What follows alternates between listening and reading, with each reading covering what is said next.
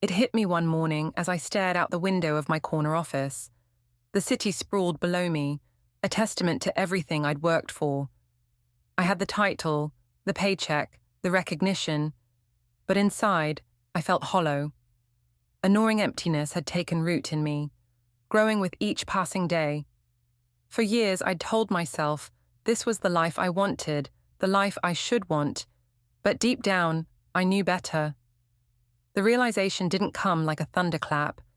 It crept in quietly, like a shadow I could no longer ignore.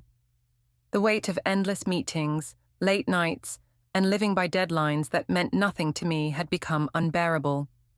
My carefully curated life, polished to perfection, felt like a cage.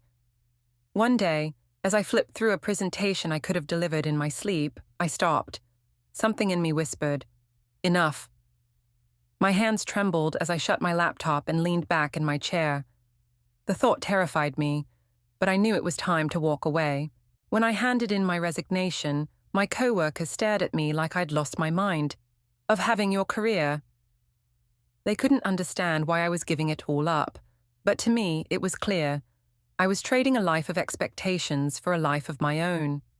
The first day I stepped into my backyard, wearing gardening gloves instead of a tailored suit, I felt a peace I hadn't known in years.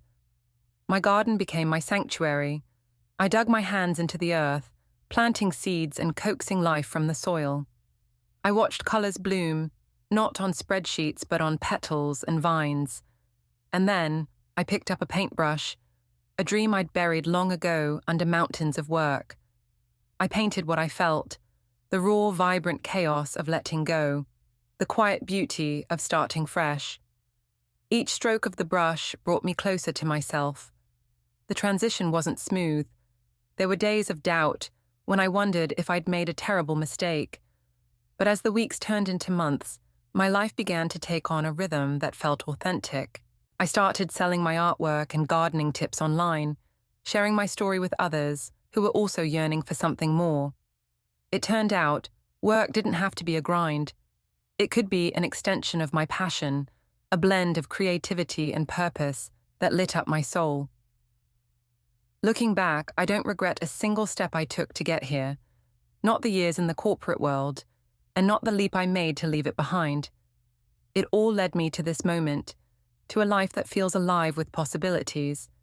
Now, when I wake up, I don't feel the weight of dread pressing on my chest. Instead, I feel a quiet, steady joy. My life isn't perfect, but it's mine. And that, I've discovered, is enough.